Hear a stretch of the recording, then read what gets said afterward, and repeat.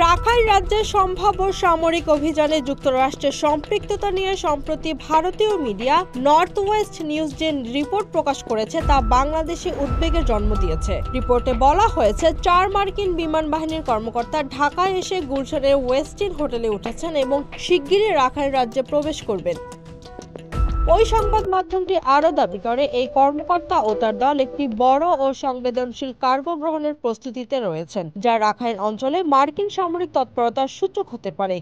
পাশাপাশি এই মার্কিন তৎপরতার ফলে বাংলাদেশ সরকার এবং সেনাবাহিনী চাপে রয়েছে এবং জাতীয় নিরাপত্তা উপদেষ্টা থেকে শুরু করে সেনাপ্রধান পর্যন্ত জরুরি বৈঠকে বসতে বাধ্য হয়েছে।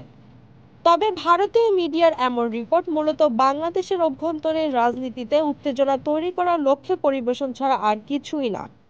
কারণ দেশে মার্কিন সামরিক কর্মকর্তাদের আসা বা বৈঠক করা এটি কূটনৈতিক দৃষ্টিকোণ থেকে অস্বাভাবিক কিছু নয়, বিশেষ করে মানবিক বা উদ্ধার তৎপরতার প্রেক্ষাপটে যদি রোহিঙ্গা সংকট বা রাখাইনের নিরাপত্তা পরিস্থিতির মতো বিষয় থাকে। সুতরাং নর্থ ওয়েস্ট নিউজের রিপোর্ট একাধিক জল্পনা কল্পনা ও সম্ভাব্য রাজনৈতিক উদ্দেশ্য মিশিয়ে তৈরি হয়েছে এবং এটি বাংলাদেশ যুক্তরাষ্ট্র সম্পর্কে নতুন উত্তেজনা তৈরি করার একটি প্রচ্ছন্ন চেষ্টা। Trade news, Dhaka.